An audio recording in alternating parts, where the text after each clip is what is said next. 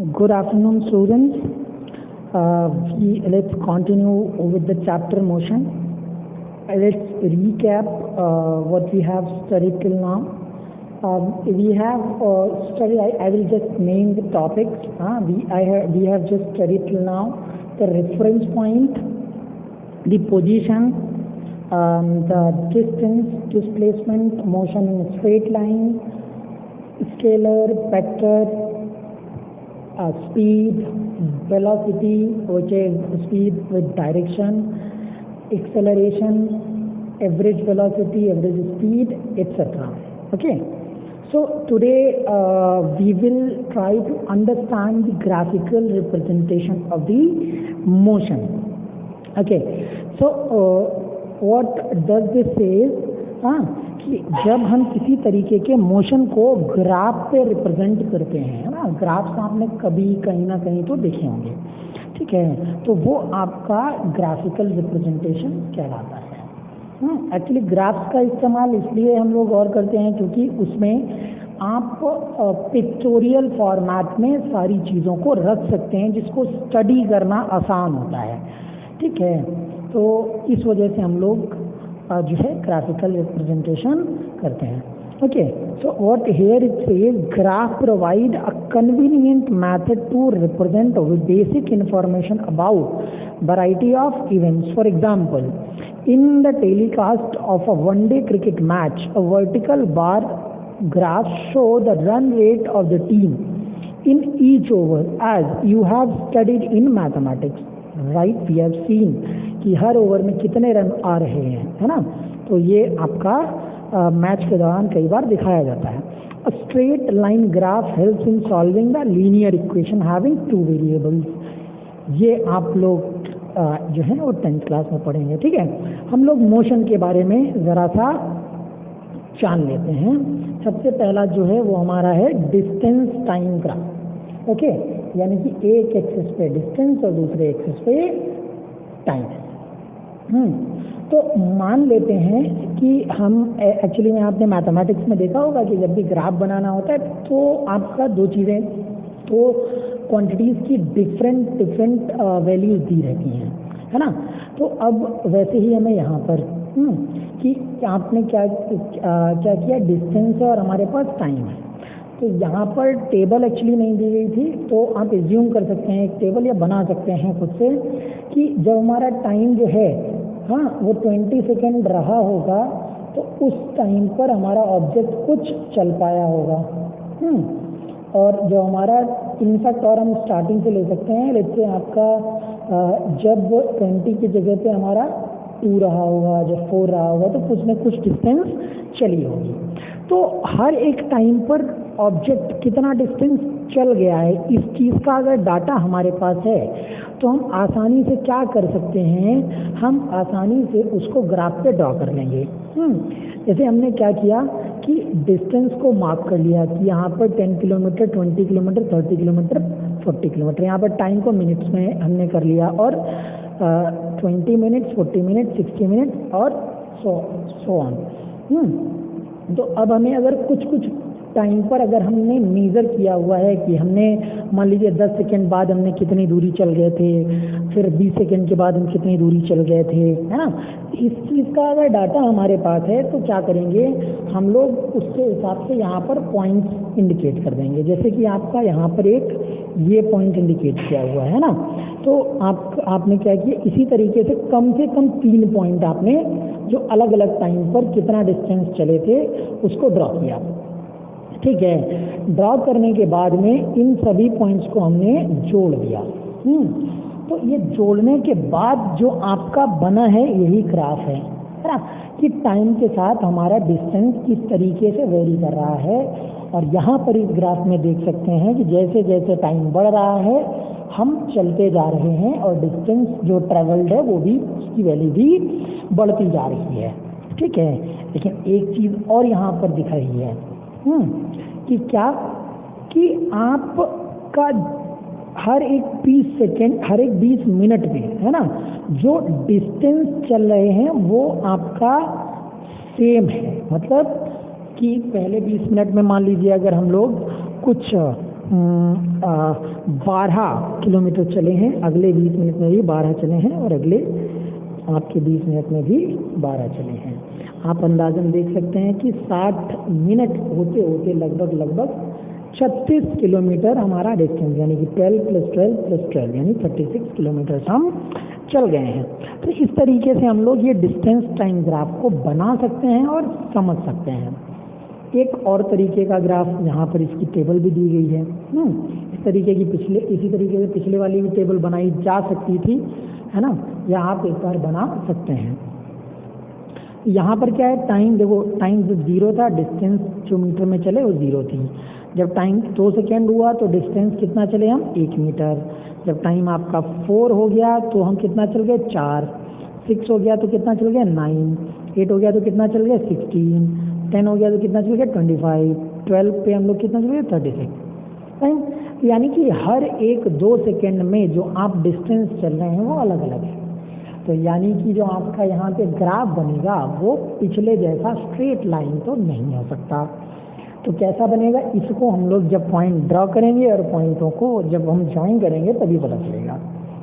तो कैसे करेंगे कि भाई देखिए, अलग अलग हमने यहाँ पे मार्क कर लिए कि हमें 2 पे, 4 पे, 6 पे, 8 पे, 10 पे और 12 पे हमें मार्क करना है। तो एट 2 सेकेंड्स, हाँ, the distance travelled was 1 metre. तो हमने यहाँ पर एक 1 मीटर का ब्लैक डॉट मेंशन कर दिया। टाइम t = 4 पे कितना चल गए हैं, 4। तो एक डॉट हमने यहाँ पर, हाँ, 6 पे हम कितना चल गए हैं, 9। 8 पे कितना चल गए हैं, 16। 10 पे कितना चल गए हैं हम लोग, 25। तो इस तरीके से हमने सभी पॉइंट्स को मार्क कर दिया एंड ऑब्वियसली 0 पे 0 दिया गया था। अब हम लोग फ्री हैंड से इन सभी पॉइंट्स को जब हम जोड़ देते हैं तो हमारा ये ग्राफ मिल जाता है। ठीक है, तो ये जो ग्राफ है हमारा वो बेसिकली ये दिखा रहा है कि जो distance travelled per unit time है वो क्या है, डिफरेंट, यानी कि ये मोशन कैसा है, ये नॉन यूनिफॉर्म मोशन है। मतलब कि यहाँ पर हमारी वेलोसिटी सेम या स्पीड सेम नहीं होगी, इसीलिए तो ऐसा हो रहा है कि टाइम इंटरवल उतना ही है लेकिन चला गया डिस्टेंस क्या है, डिफरेंट है। हाँ, ठीक है, तो ये आपका अगेन डिस्टेंस टाइम ग्राफ हो गया। अगला velocity time graph. Velocity time या स्पीड टाइम ग्राफ बेसिकली आपका जो है टाइम तो कॉमन है, जैसे पिछले वाले में आपका डिस्टेंस टाइम था वैसे ही यहाँ पर क्या होगा, वेलोसिटी टाइम होगा। तो एक एक्सिस पे वेलोसिटी दिखाएंगे, दूसरे पे हम लोग टाइम दिखाएंगे। इन जनरल हम लोग क्या करते हैं, एक्स एक्सिस पे हम लोग टाइम लेंगे, है जैसे पहले लिया था, और वाई एक्सिस पे हम लोग वेलोसिटी लेंगे। तो यहाँ पर एक ग्राफ जो दिया गया है फिगर 8.5 में, उसमें आप देख सकते हैं कि जो आपका ऑब्जेक्ट है उसने जब चलना शुरू किया है तो मतलब जब से हमने देखा उसको ऑब्जेक्ट को तब से 40 किलोमीटर/आवर की स्पीड से चल रहा था, और टाइम जो है वो आपका 1 आवर हो गया, 2 आवर हो गया, 3 आवर हो गया, उसी स्पीड से चलता जा रहा है, सेम कांस्टेंट स्पीड से। 4 आवर हो गया, 5 आवर हो गया, है ना, तो वो उसी स्पीड से आपका चलता जा रहा है। चलिए, तो ये चीज़ बेसिकली हमें देखने को मिली यहाँ पर। अच्छा, अगली चीज़ क्या है, अगली चीज़ ये है कि जो हमारा यहाँ पर बेसिकली टेबल है, उसके हिसाब से क्या ग्राफ बनेगा, या उससे पहले एक चीज़ और समझ लेते हैं कि आपको ऑलरेडी पता है कि अगर आपका वेलोसिटी निकालनी होती है, नहीं वेलोसिटी नहीं, सॉरी, डिस्टेंस अगर निकालनी होती है तो डिस्टेंस क्या होती है ना, सॉरी, इसको हम लोग अगर बैक फॉर्मूले से रिलेट करें तो ज़्यादा अच्छा रहेगा कि वेलोसिटी क्या होगी, डिस्टेंस अपॉन टाइम। हमारा डिस्टेंस क्या हो जाता है, वेलोसिटी इनटू टाइम। ओके, तो ये जो फॉर्मूला है बेसिकली, देखिए अब ज़रा देखिएगा, अगर हम टाइम t1 से t2 के बीच, है ना, ये t1 है आपका और यहाँ पे t2 है, t1 से t2 के बीच, यानी कि अगर वेलोसिटी टाइम ग्राफ से अगर ये पता लगाना चाहें कि कितनी दूरी चली होगी ऑब्जेक्ट ने गिवन टाइम में, तो कैसे पता लगाएंगे? आसान है, वेलोसिटी इनटू टाइम। अच्छा, वेलोसिटी इनटू टाइम ग्राफ में कैसे देखेंगे? जरा ग्राफ में देख लीजिए कि भाई ऑब्जेक्ट की वेलोसिटी ये है कितनी, 40, यानी कि लेंथ, ये लेंथ है, ये लेंथ कितनी है, 40 है। ओके, अच्छा ठीक, यानी कि हमें क्या पता चल गया, वेलोसिटी पता चल गई, ये कांस्टेंट है।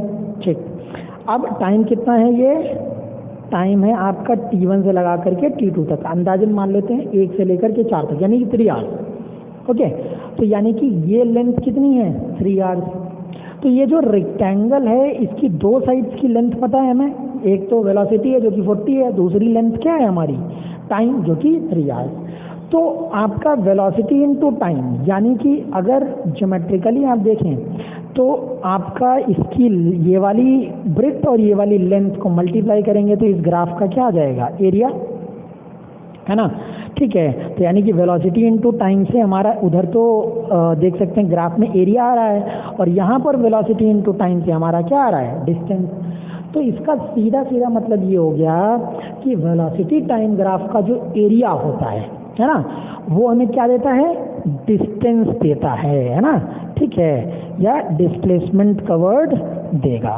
ठीक, तो ये आप अब से याद रखेंगे कि वेलोसिटी टाइम ग्राफ का जो एरिया होता है वो हमें क्या देगा, वो हमको डिस्टेंस ट्रेवल्ड या डिस्प्लेसमेंट ट्रेवल्ड देता है।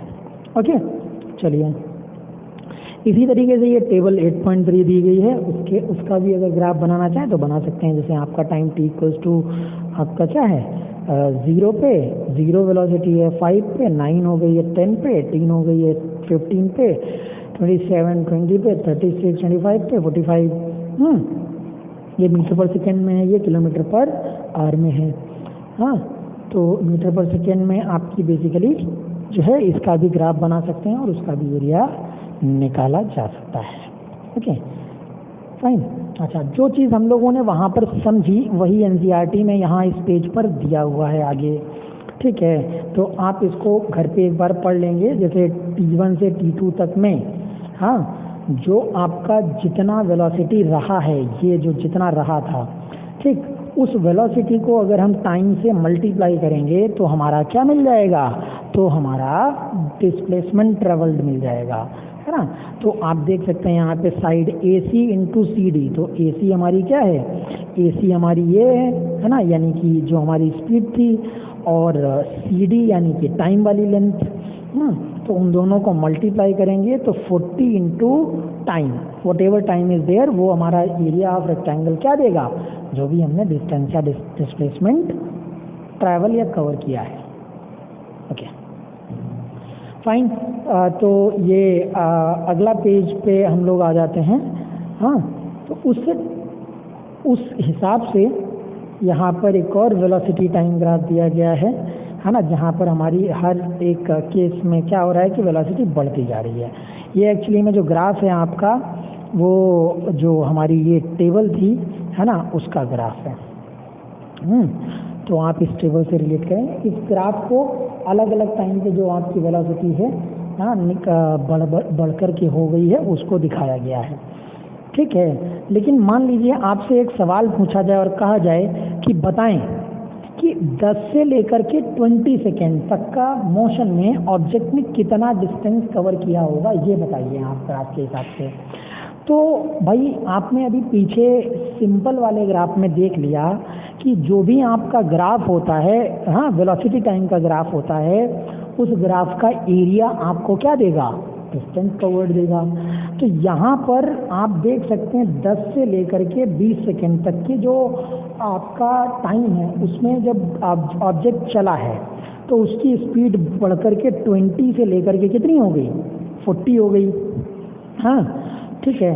अब जब आप यहाँ पर देखेंगे, एरिया देखेंगे ग्राफ के अंदर, तो भाई 10 से 20 में सिर्फ ये आपका स्क्वायर ही नहीं है, इसके ऊपर में ये ट्राइंगल भी है ना। तो हम इसको दो तरीके से मान सकते हैं, या तो हम लोग इसको इस तरीके से डील करें फोटो को, है ना, जो हमारा टाइम 10 से 20 वाला है ना, इसको इस तरीके से डील कर सकते हैं कि एक स्क्वायर और एक ट्राइंगल है, या फिर हम लोग ट्रेपेजियम के हिसाब से डील कर सकते हैं, है ना। तो आप अगर ट्रेपेजियम का फॉर्मूला याद है तो बहुत अच्छी बात है, नहीं याद है तो आप सिंपल तरीके से कर लें। जब लॉकडाउन खुलेगा तो आपको ट्रेपेजियम वाला तरीका बता दिया जाएगा, वो थोड़ा सा फॉर्मूला अच्छे से समझ जाएंगे तो आपके लिए इजी होगा उससे। बट आपके लिए ये अभी के लिए ये ज़्यादा इजी है। तो इस वाले जो रेक्टेंगुलर पोर्शन है इसका एरिया निकालना बड़ा आसान है, लेंथ इंटू ब्रेथ, यानी कि A B into B C. ठीक है, ए बी हमारी ये लेंथ है और बी सी हमारी ये लेंथ है। ट्राइंगल के एरिया का formula half base into height. ठीक है, तो हाफ बेस हमारा ये हो जाएगा और हाइट हमारी ये हो जाएगी। ठीक है, तो इस तरीके से हम लोग क्या कर सकते हैं, है ना, इस ट्राइंगल का जो है वो भी एरिया निकाल लेंगे। तो यानी कि इस तरीके से हम ट्राइंगल और इस रेक्टेंगल का एरिया निकाल करके ऐड कर देंगे तो हमारा टोटल डिस्टेंस कवर्ड पता चल जाएगा, जो कि आपका 10 सेकेंड से लेकर के 20 सेकेंड के बीच में होगी। फाइन, तो ये आपका ग्राफ हो गया। आगे मूव करते हैं। यहाँ पर ये अलग अलग ग्राफ दिखाए गए हैं ना। ये वाले ग्राफ में अच्छा पीछे वाला जो ग्राफ है ना, इसमें आप देख रहे हैं कि वेलोसिटी बढ़ती जा रही है। वेलोसिटी बढ़ने का मतलब क्या हो गया, उसका एक्सेलरेशन हो रहा है कुछ, है ना। और देख रहे हैं कि आप हर एक 5 सेकेंड में इक्वल वेलोसिटी बढ़ रही है। पहले 5 सेकेंड में 10 मीटर पर सेकेंड हो गई, फिर अगले 5 सेकेंड में 20 हो गई, फिर अगले 5 सेकेंड में 30 हो गई। यानी कि हर एक पर्टिकुलर टाइम डिफरेंस में बराबर स्पीड बढ़ रही है। तो इसका मतलब क्या हुआ, है ना। अगर पिछले लेक्चर से रिलेट करें तो इसमें एक्सेलरेशन कैसा होगा, यूनिफॉर्म, यानी एक जैसा एक्सेलरेशन होगा। अच्छा, ओके, तो यूँ मान सकते हैं कि कोई कार एक्सेलरेट कर रही है, लगातार एक्सेलरेट करती जा रही है तो उसकी स्पीड यूनिफॉर्मली बढ़ती जा रही है। अच्छा, यहाँ पर एक और ग्राफ दिया गया है, हाँ, तो इस ग्राफ को देखें ज़रा, इसका इंटरप्रिटेशन करें, है ना। ठीक है, कि आपका कुछ वेलोसिटी थी और घटते घटते घटते घटते time t equals to 6 second पे जा करके वो क्या हो गई, 0। इसका मतलब क्या था, जब 0 पे थी तो कुछ स्पीड से चल रही थी और 6 सेकेंड बाद वो रुक गई, है ना। तो ऐसा कोई केस इमेजिन करके देखिए क्या हो सकता है ना, कि कोई गाड़ी चल रही थी किसी स्पीड से और धीरे धीरे रुक गई। तो ऐसा इन जनरल कब होता है, जब हम ब्रेक लगाना शुरू कर देते हैं, यानी कि एक्सेलरेशन हमारा वेलोसिटी के अपोजिट डायरेक्शन में होता है। तो जब हम ब्रेक लगाएंगे तो हमारी गाड़ी धीरे धीरे करके क्या हो जाएगी, रुक जाएगी। ठीक है, तो यहाँ पे यूनिफॉर्म बैकवर्ड डायरेक्शन में एक्सेलरेशन मिल रहा है, तो आपका इस तरीके का ग्राफ बन रहा है। तो हमारा पर्टिकुलर स्पीड से घट करके वो हमारी फाइनली 0 हो गई। ठीक है, इससे पहले वाला ग्राफ था यूनिफॉर्म एक्सेलरेशन का, ये वाला ग्राफ है यूनिफॉर्म निगेटिव एक्सेलरेशन को। अच्छा, निगेटिव एक्सेलरेशन को एक और नाम दिया जाता है रिटार्डेशन। ठीक है, जब हमारा एक्सेलरेशन हमारे मोशन या जो स्पीड होता है उसके वेलोसिटी होता है उसके अपोजिट डायरेक्शन में होता है तो उसको रिटार्डेशन बोलता है। फाइन। अच्छा, अगला ग्राफ जो बी वाला है उसमें आप देख सकते हैं पहले वेलोसिटी बढ़ रही है, देन डिक्रीज हो रही है, देन अगेन बढ़ रही है, देन अगेन डिक्रीज हो रही है। तो यहाँ पर आपको इजीली समझ में आ रहा होगा कि यहाँ पे एक्सेलरेशन और डी एक्सेलरेशन तो हो रहा है लेकिन वो यूनिफॉर्म नहीं है ना। मतलब कभी स्पीड बढ़ी, कभी घटी, कभी फिर बढ़ी, कभी फिर घटी। ये तो वैसे ही हो गया जैसे आप लोग घर से स्कूल आते हैं, है ना। भैया जी ने कभी ब्रेक लगाया, हाँ स्पीड कम हुई, फिर गाड़ी स्टार्ट की, स्पीड बढ़ाई, स्पीड बढ़ गई, और खाली रोड मिला, स्पीड बढ़ाई, बढ़ गई, फिर किसी का घर आया, गाड़ी रोकी। ठीक है, तो this way it happens. Okay, in general ऐसा ही मोशन होता है ना। ठीक है, ये आपका एक यहाँ पर देखने को मिला ग्राफ में। देन एक्टिविटी 8.9 इसमें क्या दे रखा है, इसको आप एक बार पढ़ लें। The time of arrival and departure of a train at 3 stations A, B and C and the distance of the station B and C from station A are given. Okay, fine. Plot and interpret the distance time graph for the train assuming that its motion between two stations. इसको आप लोग कर सकते हैं कि आप लोग एक एक्सिस पे क्या करेंगे, एक एक्सिस पे आप लोग टाइम ले लेंगे और एक एक्सिस पे डिस्टेंस ले लेंगे और आप इसको प्लॉट कर लेंगे तो आपके लिए इजी होगा। फाइन। हाँ, इसको सिंप्लीफाई किया गया है 8 AM पर डिस्टेंस कवर्ड 0 किलोमीटर 8.05 पे। सर ये अगली एक्टिविटी है। नेक्स्ट एक्टिविटी में आपका कुछ एक्सप्लेन किया गया। Firoz and his sister Tanya go to school on their bicycle. Both of them start at the same time from their home but take different times to reach the school. Although they follow the same route, and table 8.5 shows the distance traveled by them in different time. यानी कि आप देख सकते हैं उनके time यहाँ दिए गए हैं और उनके अलग अलग जो डिस्टेंस ट्रेवल्ड हैं वो दिए गए हैं।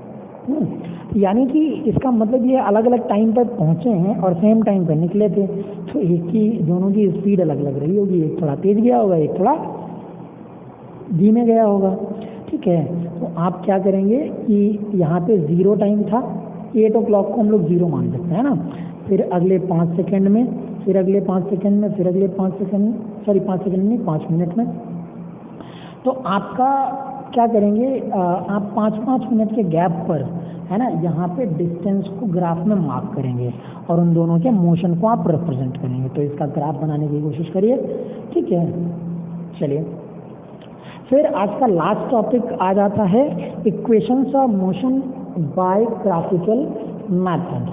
ठीक है, तो सबसे पहले तो इक्वेशंस ऑफ मोशन क्या होते हैं कि जो हमारे डिफरेंट वेरिएबल्स होते हैं, जैसे आपका velocity, initial and final, acceleration, time. Okay, ठीक है, इस सब को रिलेट करते हैं हम, तो ये सारी हमारी इक्वेशंस बनती हैं। तो मेन क्या, ये हमारी 3 इक्वेशंस हैं। v equals to u plus AT, v हमारी final velocity, u initial velocity, a acceleration and t time. दूसरी इक्वेशन है s equals to ut plus half AT square, है ना। ठीक है, s आपका डिस्टेंस है, u आपका इनिशियल वेलोसिटी और t टाइम है और a acceleration again t time. Last equation है 2as equals to v square minus u square. यहाँ पर भी a acceleration, s distance, v final velocity, u initial. अब आप देख सकते हैं इन इक्वेशंस को यूज जब करना होगा, देखिए इक्वेशंस तो हम लोग बहुत पढ़ते हैं ना, जैसे मैथमेटिक्स में फॉर्मूलाज पढ़ते हैं, लेकिन उनको जितना इफेक्टिवली आप यूज़ कर पाएंगे उतना बेहतर होता है। तो ये इक्वेशंस तो आप पढ़ रहे हैं, लेकिन इनको यूज़ करने का तरीका भी सीखना ज़रूरी है। कैसे ज़रूरी है कि भाई आपको ये जानना बहुत ज़रूरी है कि कौन सी इक्वेशन हमें कब लगानी होगी। एक बार बता देता हूँ, जब सवाल करेंगे तब तो बताएंगे ही इसको, कि जैसे पहली इक्वेशन है उसमें आप देख सकते हैं वेलोसिटी है, फाइनल और इनिशियल, एक्सेलरेशन और टाइमिंग। तो यानी कि जब ये 4 चीज़ों का जिक्र किया गया हो, है ना, ठीक है, इनमें से कुछ एक 0 है तो बड़ा आसान है ना कहानी, लेकिन इन 4 चीज़ों का जिक्र किया गया हो, डिस्टेंस का ना किया गया हो, तो आप इसको आसानी से पता कर सकते हैं। ठीक है, अगली वाली इक्वेशन में आप देख सकते हैं फाइनल वेलोसिटी नहीं है ना। तो जब इक्वेशन में नहीं है तो इन जनरल सवाल में भी शायद ही इसका जिक्र हो, है ना। ठीक है, तो सवाल में जब फाइनल वेलोसिटी के बारे में इंफॉर्मेशन इन जनरल नहीं होती है तो हम दूसरी इक्वेशन का इस्तेमाल कर लेते हैं, और फाइनल वेलोसिटी ना हो, साथ साथ में आपका डिस्टेंस, टाइम के बारे में जिक्र किया गया हो, एक्सेलरेशन हो। लास्ट इक्वेशन क्या है कि इसमें टाइम नहीं है, बाकी 4 चीज़ें हैं, है ना। तो यानी कि पहली 2 इक्वेशन में टाइम है, तीसरी इक्वेशन में टाइम है ही नहीं। इसका मतलब बिना टाइम के सॉल्व करना है। जब बिना टाइम के सॉल्व करना हो तो आप इजीली 3rd इक्वेशन का इस्तेमाल कर सकते हैं। फिलहाल तो हमें क्या देखना है, इनका ग्राफिकल मेथड से हम लोग इनको कैसे प्रूफ कर सकते हैं। तो पहली इक्वेशन का प्रूफ हम लोग आज देख लेते हैं। जैसे कि आपका यहाँ पर एक ये सिंपल ग्राफ दिया गया है, एक्स एक्सिस पे वेलोसिटी है और वाई एक्सिस पे हमारा टाइम है। तो अब आपका यूनिफॉर्म एक्सेलरेशन हम लोगों ने यहाँ पर लिया है। ठीक है, जब हमने ऑब्जर्वेशन शुरू की थी तो हमारा ऑब्जेक्ट कहाँ था, कहीं ए पॉइंट पर था।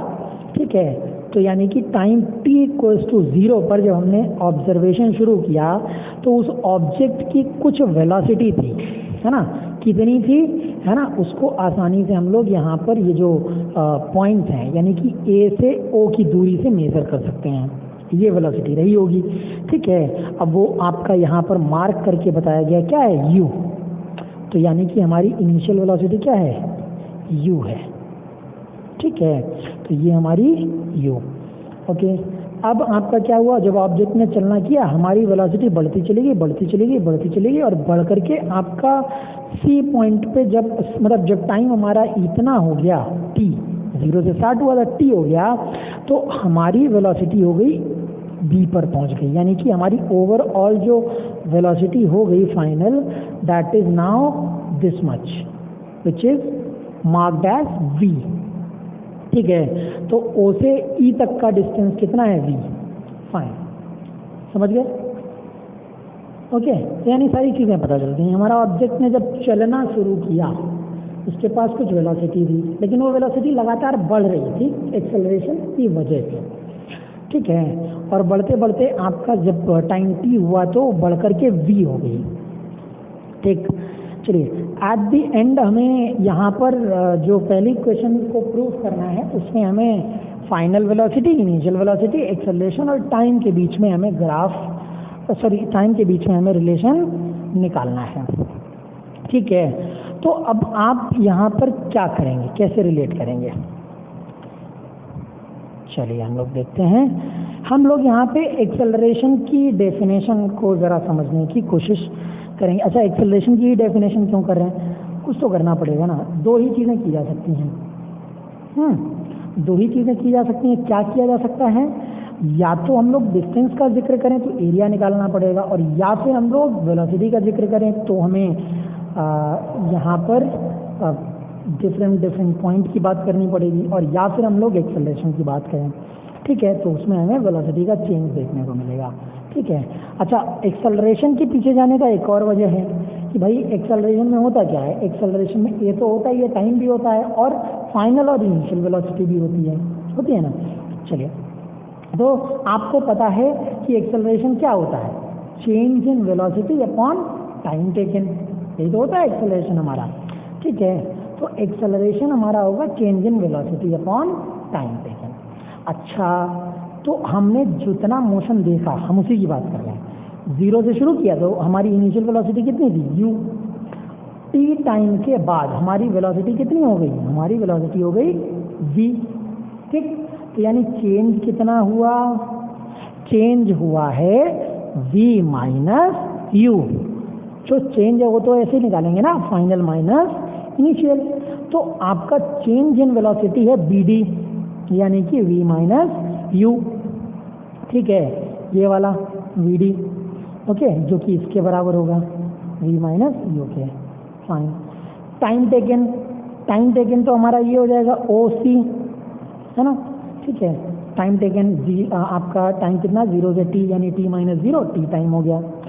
तो चेंज इन वेलोसिटी को यहाँ पर अगर ला करके रख देते हैं तो आपका क्या हो जाएगा, bd अपॉन t, यानी कि a इक्वल्स टू आ जाएगा v minus u upon t, ठीक है।